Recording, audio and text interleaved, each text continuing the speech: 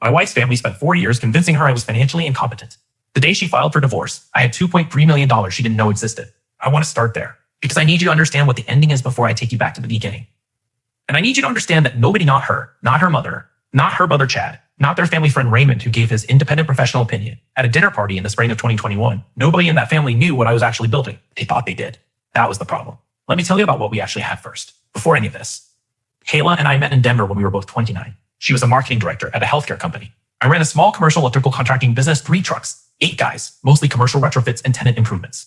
Not glamorous, not the kind of thing that gets talked about at dinner parties with any enthusiasm. But it was mine, and I had built it from nothing, starting with 1 truck and 1 helper named Darius, who still works for me today. We had a good thing. I want to be specific about what that looked like, because I think the details matter. We had Thursday night dinners at a Thai place on Colfax we both loved, same table, same order, same server who knew us after about 6 months. We had a habit of walking the neighborhood on Sunday mornings with coffee, no destination, usually 45 minutes, always the same easy conversation that goes nowhere and means everything. We talked about where we'd eventually want to land, somewhere with a yard, maybe south of the city. We talked about kids and the way couples do when they're not ready, but know they will be. We fought about dumb things. We made up fast. We had the kind of rhythm that makes you stop noticing it until it's gone. We got married in October of the year I turned 32. Her family came from Cincinnati. My family from Kansas City. The wedding was small, 40 people at a venue in the mountains, and it was the best day of my adult life. No conditions, no asterisks. The best day. But here's the thing I didn't see coming. And I want to be honest, I should have seen parts of it earlier. Some of the signals were there, and I rationalized every one of them. The first signal came at Thanksgiving, about 8 months into the marriage. We were at her parents' house in Cincinnati. Dinner had been good, the conversation was light, and then Linda, her mother, said something that I let slide right off me at the time. She was talking about her late husband, Kayla's father, and she said, "He always made sure I knew exactly where every dollar was. I never had to wonder." That kind of clarity is so important in a marriage. She wasn't looking at me when she said it. She was looking at Kayla. I noticed it. I filed it away as a weird family quirk about money transparency and moved on. The second signal came from Chad, Kayla's older brother, at a backyard barbecue the following summer. Chad worked in financial services in Columbus. He wore the kind of confidence that comes from having an opinion about everything and being rarely challenged on any of it. He asked me about my business over beers, and I gave him the honest version, growing steadily, mostly commercial work, margins improving. He nodded in that way that means he stopped listening 3 sentences ago and then said, "Electrical contracting is a tough one to scale, very labor dependent, hard to build real equity in a business like that." He said it like he was helping me understand something about my own company. I said, "We'll see." I went back to my burger, but Kayla was standing 4 feet away, and she heard every word. The third signal, the one I really should have taken seriously, was Raymond Cole. Raymond was a college friend of Linda's who had done reasonably well in wealth management. He had the kind of authority that comes from a nice watch and a firm handshake and a habit of speaking with absolute certainty about uncertain things. He sat across from Kayla and me at a dinner party at Linda's house in March of 2021 and, completely unprompted, said, "You know, the trades business is electrical, plumbing, HVAC, they generate good cash flow, but they rarely accumulate real wealth. The owners end up working hard for a long time and ending up with less than they expected." He said it while cutting his chicken, conversationally, helpfully. I did not know until much later, until discovery. Actually, that Linda had called Raymond the week before that dinner and specifically asked him to share that opinion. She had briefed him. Raymond walked into that dinner with a script he didn't know he had, and Kayla listened to all of it. But that was only the beginning of what I didn't know was happening. I'm going to tell you what I found on a Tuesday night in February, about 3.5 years into the marriage. I was looking for a charger in the bedroom closet. Kayla was out with a friend. I pulled a jacket off the shelf and her phone slid out of the pocket. It lit up and it hit the floor, and I picked it up to put it back on the shelf. The screen was open to a text thread with Linda. I want to be clear, I was not snooping. I was not looking. The screen was just there, lit, and the last message was visible before I could look away. Linda had written 3 days earlier, "Just make sure you have copies of everything he touches financially. Raymond said they never keep clean records." I stood in that closet for a long time. I am trying to describe what that moment felt like, and I'm not sure I can do it exactly right. It wasn't an explosion. It wasn't sudden fury. It was more like, when you pull a piece of furniture away from a wall and find out that something has been living behind it for a long time. It was that feeling. The discovery of something that had clearly been there, undisturbed, while life continued in the front of the house. I sat down on the floor of that closet, my back against the doorframe, Kayla's jacket in my lap, the phone in my hand. It was 9:43 at night. I know that because I looked at the time on the phone before I set it back on the shelf. The closet smelled like her perfume, something light she'd been wearing since before we were married. There was a box of my old tax returns on the shelf to my right that I'd moved. There we consolidated our home office. 4 years of records, organized by year, which is how I keep everything. I sat there and I went back through the previous 2 years in my head. The way Kayla had started asking different questions about the business. Not curious questions, structural questions. How much is it worth if you sold it? What happens to the assets if something happens to you? Do you have the business and personal separated clearly? At the time, I answered every one of them honestly, openly, without any defensiveness, because I had nothing to hide, and I thought she was just trying to understand what we were building together. I understood now that those questions had a source. I put the phone back on the shelf exactly where I found it. I went to the kitchen. I poured a glass of water. I drank it standing at the sink. Then I called Marcus. Marcus is my attorney and one of my closest friends. I met him 8 years ago when he helped me form the LLC for the business. He has seen every financial document I have ever produced. He knows the business better than anyone outside of Darius and me. I called him at 9:51 p.m. on a Tuesday, and I told him what I had read. He was quiet for a moment. Then he said, "Do you want to tell me everything, or do you want me to start with the questions?" I said, "Start with the questions." He asked me 4 questions. They were practical, precise, and completely calm. At the end, he said, "You have nothing to hide. When this moves, and I think it might, you let discovery run. You don't preempt. You don't move anything. You let them find it exactly where it's always been." I said, "Okay." He said, "You sleeping tonight?" I said, "Probably not." He said, "Me neither, but we're fine." I didn't tell Kayla what I found. Not that night. Not the week after. I processed it the only way I know how, by doing the work in front of me and waiting to see what came next. I told myself I might be wrong, that there could be context I didn't have. 39 days later, I was served with divorce papers on a Wednesday morning when I was halfway through my second cup of coffee. You know, what I felt reading through those papers, before anything else, a strange kind of relief. The thing I had been half knowing for months had finally stepped into the room and said its name. The papers cited irreconcilable differences.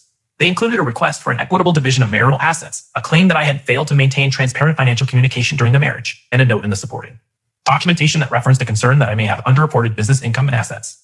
They thought I was hiding money. They were filing fast before I could hide it. I thought about Chad's conversation at the barbecue, about Raymond's chicken cutting opinion, about Linda's text. I called Marcus. I said, "It happened." He said, "I know. I was waiting. Send me the papers." Kayla moved out 11 days later. She took the things that were hers and some things that were both of ours that I didn't argue about. The apartment felt different after she left. Not immediately dramatic, just quieter than I was used to in small, specific ways. That first Tuesday after she moved out, I made dinner for myself for the first time in years. Pasta. Something simple. I put a single plate on the kitchen table and sat down with it. It was 6:47 p.m. The light in the kitchen at that time of evening comes through the west window and hits the table at an angle that makes everything on it look very specific and clear. I had never really noticed that before. I ate. I washed the plate. I sat at the table with my coffee, and I thought about 4 years of Thanksgivings in Cincinnati and backyard barbecues in Columbus and one dinner party where a man with a nice watch told me what my life was worth while cutting his chicken. I did not feel sorry for myself. I want to be clear about that. I had built something real, and I knew it, and I had the records to prove it. What I felt was. And that quiet felt, for the first time in a long time, honest. Marcus filed a response the following week. He attached the full financial documentation of the business as it existed. 6 years of CPA-prepared tax returns, the business valuation completed 18 months prior for a potential partnership deal, the investment accounts I had built. Over the same period, the real estate I had quietly purchased 3 years into our marriage of commercial property in Aurora that had appreciated significantly. Total documented assets, $2,300,000. Clean. Time-stamped. 6 years of records. Nothing hidden. Nothing moved. Everything exactly where it had always been. I'll provide some context on what happened when that documentation landed. Kayla's attorney called Marcus the day after the response was filed. The call lasted less than 10 minutes. I don't know exactly what was said, but Marcus texted me afterward with just 3 words. "Discovery is interesting." I found out later through Marcus that Kayla had not known the scope of what I had. She genuinely hadn't. This is the part of the story that I have had to sit with most carefully, because it is the most complicated. She had been told by the people she trusted most that I was financially vague at best and probably building toward a modest retirement at absolute best. And she had believed them, because why wouldn't? She believed her own mother, her brother, their family friend with the impressive watch. They thought they were protecting her. She did not know they had cost her. But that's only one part of what happened. Because here's where it gets interesting. About 3 weeks after the response filing, Kayla's side filed a motion claiming that the assets I had documented were potentially fraudulent, that the business valuation was inflated, and the real estate purchase may have used marital funds without consent. This was Chad's idea. I know this because it was his voice, that specific, confident framing all over the motion's language. The argument was designed to buy time and cloud the documentation. Marcus, read it. He called me. He said in the flattest tone I have ever heard him use, "They're going to regret this motion. Here's why. The real estate purchased the commercial property in Aurora had been purchased with money from a business account that predated the marriage by 3 years. It was not a marital asset under Colorado law. It had been legally structured that way from the beginning. The marital funds claim had no foundation." And then Marcus pulled the second thing. Among the supporting documents in Kayla's filing was a reference to the independent assessment provided by Raymond Cole. His name. His opinion from that dinner party in 2020-21, listed as a reference basis for the claim that my assets were likely overstated. Marcus attached a CPA valuation done by an independent firm, predating the marriage with a date stamp that was 3 years before Raymond's dinner party opinion. Raymond had formed his assessment before seeing a single number. That motion collapsed within 10 days. The settlement negotiation that followed was brief. Kayla's attorney, to her credit, moved quickly once it was clear the counter motion was untenable. The settlement was reached in 5 weeks. Kayla received what she was legally entitled to under Colorado marital property law, which was meaningful and fair and considerably less than $2.3 million. But here's the thing that happened that I had not expected. In the final week of negotiations, Kayla called me, not through attorneys, directly. She called on a Thursday evening. I picked up. She said, "I didn't know." I believed her. I still do. She was the only person in this whole thing who walked in without an agenda she built in advance. I said, "I know you didn't." She said, "My mom said," and then she stopped. I waited. She said, "I'm sorry." I said, "I know." That was the whole conversation. 3 minutes. We have not spoken since. I don't think we will for a long time, if ever. But I believed her, and that matters to me. The 3 people who did know exactly what they were doing, or at least thought they did, I have not spoken to at all. Linda called me 17 times in the 2 weeks after the settlement. I answered none of them. Not anger. I just had nothing to say to her that would have been useful to either of us. Chad's text, filed before he hides anything, had been printed as Exhibit D in Marcus's counterfiling.